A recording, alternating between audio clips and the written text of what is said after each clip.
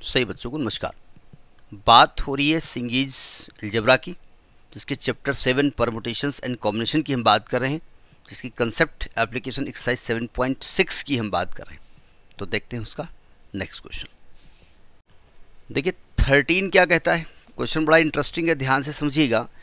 13 कहता है कि there are 5 boys A B C D E, the order of their heights A is less than, B is less than, C is less than, D is less than E. Number of ways in which they have to be arranged in 4 seats in increasing order of their height such that C and E are never adjacent. 5 लोग हैं, 4 सीटें, और ये कह रहे हैं कि ए की जो हाइट है वो छोटी है, बी की हाइट छोटी है, सी की हाइट से छोटी है, डी की हाइट से छोटी है, ई की हाइट, और इसी ऑर्डर में अरेंज भी करना है। मतलब पहले छोटे को बुलाया जाएगा, आओ बेटा बैठ जाओ, ए तुम बड़े हो बाद में आना, तुम उससे बड़े हो और बाद में आना। जैसे प्रेयर होती है ना, सबसे आगे छोटे वाले को फिर बड़े वाले को ऐसे अरेंज किया जाता है। नहीं, कुछ बदतमीज़ टाइप के छोटे वाले वो बीच में घुस जाते हैं, वो वहाँ पर वहाँ शक्ति हमें दो दया नहीं दे, वो उनको धक्का मारते हैं इसे। तो हम जैसे बदतमीज़ मास्टर भी होते हैं, वो पीछे से खड़े होकर देखते हैं, अच्छा बस पड़ गया। ठीक है, ज़रा सुनिए ध्यान से। अब ये कह रहे हैं कि भाई सी और ई एक साथ नहीं होने चाहिए। ठीक है, 4 सीटें हैं, तो हमारे पास 2 केसेस हैं। पहला केस ऐसा करें ना, जब सी और ई को एक साथ नहीं बैठाना है तो इन दोनों ससुरों को लेना ही कहेगा, एक एक को ले लो। तो फर्स्ट केस हम ये लेके चल रहे हैं कि भाई ये हो सकता है कि out of C and E only one has to select. नहीं, यानी हम पहले ये कर लें कि out of C and E only one has to select. अब इंग्लिश में देखिए हैज़ टू लिखा, हैव टू होना चाहिए, वो ठीक है, एक को सेलेक्ट करेंगे। तो पहले तो ये देखना पड़ेगा भाई इन 2 में से एक को सेलेक्ट करने का तरीका क्या है, सी लो या ई लो। ठीक है, तो number of ways to select C और ई, ये 2C1, यानी कि 2 तरीके से इसको सेलेक्ट किया जा सकता है। या तो सी को सेलेक्ट करेंगे या तो ई को सेलेक्ट करेंगे। ठीक है, अब देखो यानी एक सीट भर गई आपकी, एक सीट भर गई।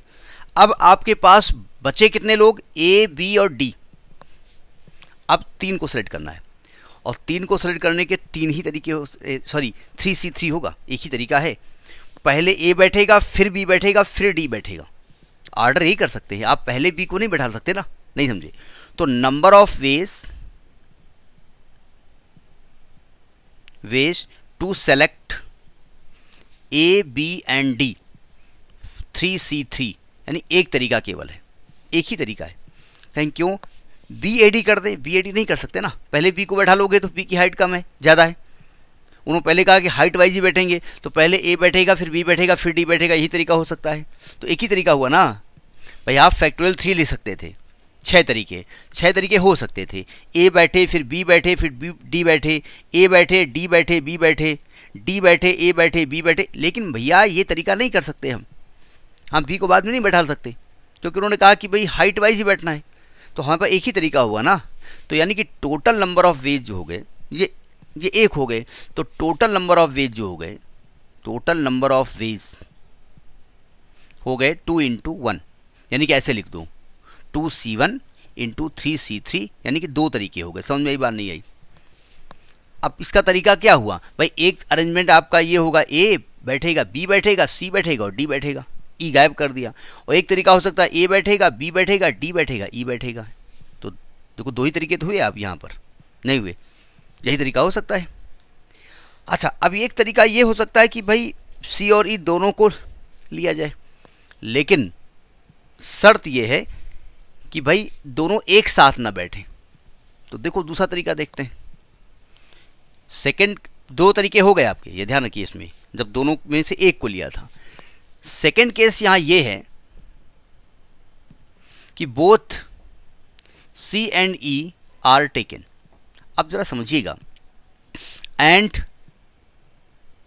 दे शुड नॉट बी एडजेसेंट।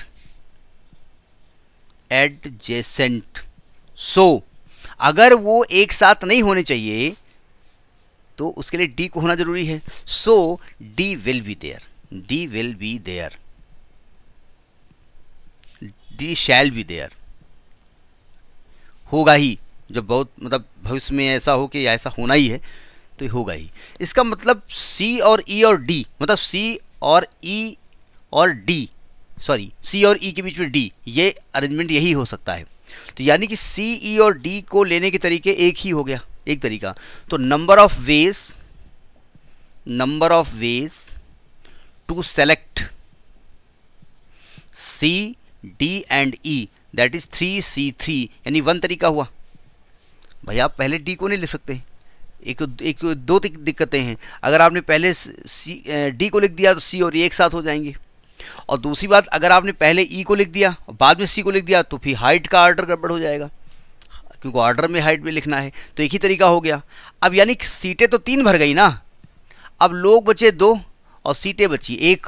तो number of ways to select A and B, तो 2C1, ये 2 हो गया। अब आप ये कहेंगे कि ये 2 कैसे हो गया, यहाँ हाइट की दिक्कत आएगी, यहाँ दिक्कत नहीं आएगी, क्योंकि ए बी को लेने का मतलब ए और बी में से किसी एक को लेंगे ना हम। तो एक अरेंजमेंट आपका ए सी डी ई हो जाएगा और एक आपका बी सी डी ई हो जाएगा। 2 तरीके ये हो गए। तो टोटल नंबर ऑफ वेज हो जाएंगे, टोटल नंबर ऑफ वेज हो जाएंगे आपके 3C3 इंटू 2C1, यानी कि 2 हो गया। तो टोटल अरेंजमेंट कितने हो गए, टोटल अरेंजमेंट 2 पहले थे 2 बाद में थे, 4 तरीके से आप इस सिलेक्शन को कर सकते हैं। एक में सी और ई में से एक को लिया है, 2 तरीके वो हो गए, और एक में सी और ई को एक साथ लिया, लेकिन एक साथ ना बैठे इसलिए उनके बीच में घुसेड़ के डी को बैठा दिया। ठीक है, तो ये आपका क्वेश्चन नंबर 13 है। बात समझ में आ गई है। नमस्कार।